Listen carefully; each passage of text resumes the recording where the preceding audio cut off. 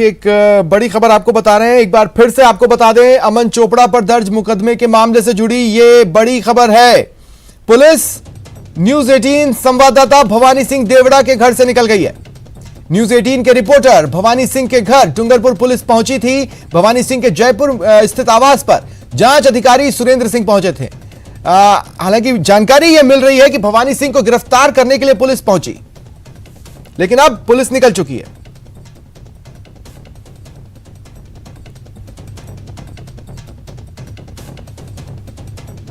और सीधा चलेंगे सहयोगी बाबूलाल धायल के पास। बाबूलाल, पूरी खबर।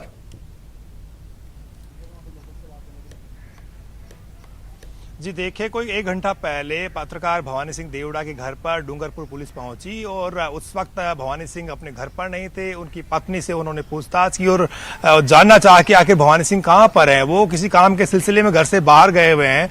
पुलिस ने काफी कुछ जानने की कोशिश की, जो भी जवाब उनकी धर्मपत्नी दे सकती थी उन्होंने दिए, लेकिन ना तो भवानी सिंह देवड़ा के खिलाफ कोई एफआईआर दर्ज है और न ही उन्हें कहीं पुलिस ने पहले बताया कि हम आपसे इस सिलसिले में कोई पूछताछ करना चाहते हैं। अचानक डूंगरपुर से आकर के पुलिस यहाँ पहुंची और ये श्यामनगर थाने की गाड़ी है जिसकी असिस्टेंस लेकर के और डूंगरपुर पुलिस उनके घर तक पहुंची।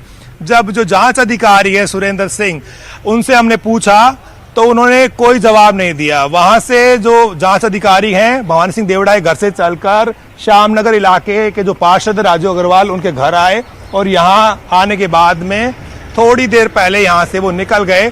हमने उनसे पूछा कि आखिर आप भवानी सिंह देवड़ा से किस सिलसिले में बात करना चाहते थे, क्या पूछताछ करना चाहते थे, उनका गुनाह क्या है। और ना तो उनके खिलाफ कोई एफआईआर दर्ज है और ना ही पुलिस ने पहले कोई उनको सूचना दी है कि हम आपके घर पर आएंगे। तो वो कुछ नहीं बोले और यहां से निकल गए। कुल मिलाकर के जो पुराना मामला है उसमें भी हाईकोर्ट से स्टे मिल गया है अमन चोपड़ा की गिरफ्तारी पर, और भवानी सिंह देवड़ा का कहीं एफआईआर में नाम तक नहीं है। ऐसी सूरत में किसके कहने पर राजस्थान की पुलिस यानी कि डूंगरपुर की पुलिस भवानी देवड़ा के जो घर है, उनका घर है श्यामनगर, वहां तक पहुंची।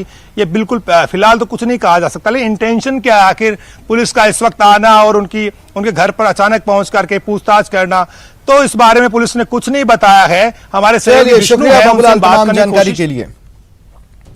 चलिए बढ़ेंगे आगे। बीजेपी ने एक बार फिर प्रदेश सरकार पर तीखा हमला बोला। बीजेपी के राष्ट्रीय महामंत्री प्रदेश प्रभारी अरुण सिंह ने गहलोत सरकार को आड़े हाथों लेते हुए इतना तक कह दिया कि प्रदेश में कानून व्यवस्था नहीं, जंगल राज है। प्रदेश में भ्रष्टाचार और अत्याचार चरम पर है।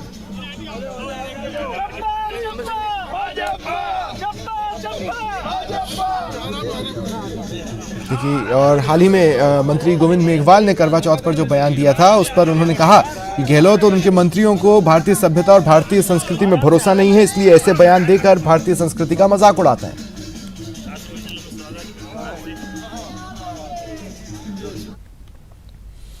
प्रदेश सरकार के देवस्थान विभाग ने राजधानी जयपुर में 4 सितंबर को राधाष्टमी महोत्सव मनाने का ऐलान किया। इस पर एक बार फिर बीजेपी हमलावर है और सरकार पर तुष्टीकरण का अपना घिसा पिटा आरोप जोर शोर से लगा रही है। सरकार पर तुष्टीकरण का वार। मंत्री जी इन्वेस्टिगेशन ऑफिसर नहीं है, इन्वेस्टिगेशन करने वाली एजेंसी पुलिस है। शांतिपूर्वक निकलने वाले जुलूस के ऊपर हमला किया है, सुनियोजित षड्यंत्र के तहत हमला किया है। जनता इनको बख्शने वाली नहीं है। आरोप पर कांग्रेस का कड़ा पलटवार। राधाष्टमी का जो प्रोग्राम है वो भी हम आयोजित करने जा रहे हैं। जब से हमने चाहे राम कथा करवाई हो रामनवमी पे और हनुमान जी के जन्मदिन पे हमने सुंदरकांड के पाठ कराए हो।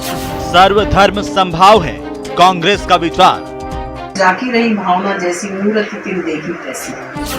वोट बैंक साधने का आरोप है निराधार। सावन के हर सोमवार को प्रदेश के शिवालयों में भगवान भोलेनाथ का अभिषेक करने के बाद राजस्थान सरकार राधाष्टमी मनाएगी। देवस्थान मंत्री शकुंतला रावत की पहल पर देवस्थान विभाग जयपुर के बृजनिधि मंदिर में 4 सितंबर को धार्मिक कार्यक्रम आयोजित किया जाएगा। देवस्थान मंत्री कहती हैं कि प्रदेश में खुशहाली और समृद्धि के लिए राधाष्टमी महोत्सव का आयोजन किया जा रहा है। जो सवारी निकलेगी आरती और एक बहुत बड़ी एक फंक्शन होता है अपने यहाँ राजस्थान का गोविंद देव जी के मंदिर में, वो भी है आज और शाम को उसकी आरती भी है। और राधाष्टमी का जो प्रोग्राम है वो भी हम आयोजित करने जा रहे हैं। जब से हमने चाहे राम कथा करवाई हो रामनवमी पे और हनुमान जी के जन्मदिन पे हमने सुंदरकांड के पाठ कराए हों। इस तरीके से आए दिन, चाहे सावन के महीने में। इससे पहले देवस्थान विभाग श्रीमद् भागवत कथा, राम नवमी पर राम मंदिरों में रामायण पाठ, हनुमान जन्मोत्सव पर मंदिरों में सुंदरकांड और पवित्र श्रावण मास में रुद्राभिषेक कार्यक्रम आयोजित करवा चुका है। लेकिन बीजेपी को इन तमाम धार्मिक आयोजनों में बहुसंख्यक वर्ग को आकर्षित करने की सियासत नजर आ रही है। मुख्यमंत्री जी इन्वेस्टिगेशन ऑफिसर नहीं है, इन्वेस्टिगेशन करने वाली एजेंसी पुलिस है। उसके बावजूद भी स्टेटमेंट मुख्यमंत्री ये देते हैं कि आपत्तिजनक नारे लगे इसलिए द्वेषता फैली है। हकीकत यह है कि शांतिपूर्वक जो पुलिस ने एफआईआर दर्ज की है, शांतिपूर्वक निकलने वाले जुलूस के ऊपर हमला किया है, सुनियोजित षड्यंत्र के तहत हमला किया है। और उसके बावजूद भी कांग्रेस, आप चाहे पाठ कराए, चाहे चालीसा कराए, चाहे कुछ भी कराए, जनता इनको बख्शने वाली नहीं है। गौरतलब है कि करौली हिंसा के बाद से ही बीजेपी सरकार की नीतियों और फैसलों को लेकर प्रदेश की सरकार पर हमलावर है। नेता प्रतिपक्ष गुलाब चंद कटारिया ने सीएम पर तुष्टीकरण की पराकाष्ठा का आरोप लगाया है। लिहाजा जानकार गहलोत सरकार के राधाष्टमी महोत्सव के आयोजन को बीजेपी के जुबानी हमलों के एक और तोड़ के रूप में देख रहे हैं। न्यूज़ 18 राजस्थान के लिए जयपुर से महिमा जैन की रिपोर्ट। राजीव गांधी ग्रामीण ओलंपिक खेलों के आयोजन पर सियासत की काली छाया मंडरा रही है। बीजेपी नेता अमित मालवीय ने ट्वीट के जरिए इस आयोजन में राजीव गांधी का नाम जोड़ने पर सवाल खड़े किए तो कांग्रेस हमलावर हो गई। खेलों के महाकुंभ पर क्यों मचा बवाल? खास नाम पर बीजेपी ने उठाए सवाल। बीजेपी के वार पर कांग्रेस का पलटवार। भव्य आयोजन पर हो रहा दुष्प्रचार। प्रदेश में 29 अगस्त से 5 अक्टूबर तक चलने वाले ग्रामीण ओलंपिक के आयोजनों को लेकर प्रदेश की सरकार जी जान से जुटी है। लेकिन अब इस आयोजन पर भी सियासत का दौर शुरू हो गया है। दरअसल मुख्यमंत्री अशोक गहलोत ने ट्वीट किया कि राजस्थान में ग्रामीण खेलों के पहले महाकुंभ के आयोजन से सरकार आधारभूत ढांचे को तो मजबूत कर ही रही है, ग्रामीण खेलों को प्रोत्साहन देकर राज्य में एक नई खेल संस्कृति को जन्म दे रही है। सीएम के ट्वीट पर बीजेपी के आईटी सेल के हेड अमित मालवीय ने ट्वीट कर इस खेल आयोजन से राजीव गांधी का नाम जोड़े जाने पर सवाल खड़ा कर दिया। जब बीजेपी ने सवाल उठाए तो कांग्रेस हमलावर हुई और अमित मालवीय पर जमकर निशाना साधा। सीएम के ओएसडी लोकेश शर्मा ने ट्वीट के जरिए ही अमित मालवीय को जवाब दिया। उन्होंने लिखा कि मुख्यमंत्री की पहल आपको बर्दाश्त नहीं हो रही है। उन्होंने अमित मालवीय के भाषा ज्ञान पर भी सवाल उठाए। कांग्रेस यही नहीं रुकी। पार्टी के प्रदेश प्रवक्ता स्वर्णिम चतुर्वेदी ने बीजेपी के आईटी सेल पर इस आयोजन को लेकर दुष्प्रचार करने के आरोप लगाए हैं। भारतीय जनता पार्टी की आईटी सेल को शायद यह नहीं पता कि जब भी कोई वृहद और बड़े आयोजन होते हैं तो उसको महाकुंभ या कुंभ कहा जाता है। उन्होंने कोई कॉपीराइट नहीं ले रखा है कुंभ के नाम पर। और राजस्थान ने जो उत्तरोत्तर प्रगति की है, जिस प्रकार का आयोजन कर रहे हैं, शायद उससे भयभीत होकर के भारतीय जनता पार्टी की आईटी सेल इस दुष्प्रचार के कार्य में लग गई है। अमित मालवीय के बयान पर राज्य क्रीड़ा परिषद के उपाध्यक्ष सतवीर चौधरी ने भी निशाना साधा और कहा कि बीजेपी ने खेल पुरस्कारों का नाम क्यों बदला, पहले इसका जवाब दें। खेल रत्न जो पुरस्कार दिए जाते थे, भारत सरकार ने उनको बंद करने का और उनका नाम बदलने का काम क्यों किया? आपकी ये जो दोहरे चरित्र की नीति है, निश्चित रूप से खेलों के लिए और खिलाड़ियों के लिए ठीक नहीं है। आप पहले सवाल करने से पहले अपनी गिरबान में झांके। राजस्थान की सरकार जो खेलों के लिए कर रही है वो किसी से छिपा हुआ नहीं है। आज खिलाड़ियों के लिए नौकरियों के द्वार जो खोले हमारे माननीय मुख्यमंत्री अशोक गहलोत जी ने, निश्चित रूप से खेलों का वातावरण तैयार हुआ है। और राजीव गांधी ग्रामीण खेलों का जो आयोजन है, बहुत ही ऐतिहासिक आयोजन राजस्थान में होने जा रहा है। 30 लाख से ज्यादा ग्रामीण प्रतिभाओं ने इसमें अपना रजिस्ट्रेशन कराया है। दरअसल खेल और खिलाड़ियों की सफलता अब स्टेटस सिंबल बनती जा रही है। यही कारण है कि खेल को प्रोत्साहन को लेकर तमाम राज्य सरकारें गंभीर दिख रही हैं। ये खेल और खिलाड़ियों के लिए शुभ संकेत है, बशर्ते प्रोत्साहन और आयोजन पर सियासत का मुलम्मा न चढ़ पाए।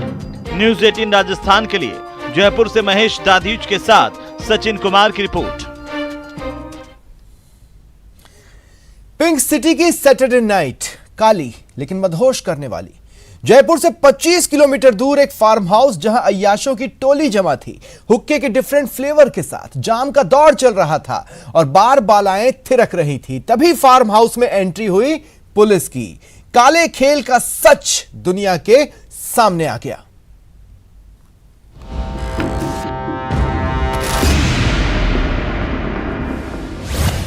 तेरह बालाओं संग शराब और जुए की डोज। पुलिस की रेड, अय्याशी का खुलासा। फार्म हाउस की सैटरडे नाइट।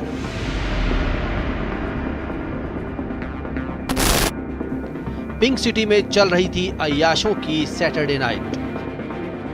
वो काली रात जहां फार्म हाउस के अंदर चल रहा था शराब, शबाब और जुए का कॉकटेल। रात जवा थी, गोरी मेम संग थी, जुए पर दांव लग रहा था। फ्लोर पर संगीत के संग मौजूद थी बार बालाएं। लेकिन तभी हुई पुलिस की एंट्री और काली रात की सारी सच्चाई दुनिया के सामने आ गई। इनसे पूछताछ के दौरान ये स्पष्ट हुआ कि ये लोग पहले से प्रायर मीटिंग कर बाहर के लोगों को ऑफर इस तरह का दिया जाता कि एक आइसोलेटेड जगह पे आपको वहाँ महिलाएं परोसी जाएंगी, शराब परोसी जाएगी, वहाँ आपको खेलने के लिए, जुआ खेलने के लिए कैसीनो की व्यवस्था की जाएगी। इस तरह की व्यवस्थाओं के साथ इन्होंने एक इवेंट के रूप में इस अपराध को अंजाम देने के लिए लोगों को एकत्रित किया।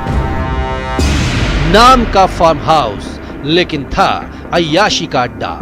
गुप्त सूचना के आधार पर रेड डालने पहुंची पुलिस को भी सब कुछ साफ साफ नहीं पता था कि पिंक सिटी के इस प्लेजर हाउस में क्या कुछ हो रहा है। इस कार्रवाई के दौरान वहां से कुल 84 लोगों को अरेस्ट किया गया है, 84 लोगों को गिरफ्तार किया है, जिसमें 13 महिलाएं हैं। पुलिस की प्रारंभिक पड़ताल में सामने आया कि वीकेंड पर 2 दिन के लिए ये फार्म हाउस बुक करवाया गया था, जहां पुलिस ने रात 2 बजे दबिश देकर इवेंट संचालक सहित 71 लोगों को गिरफ्तार कर लिया।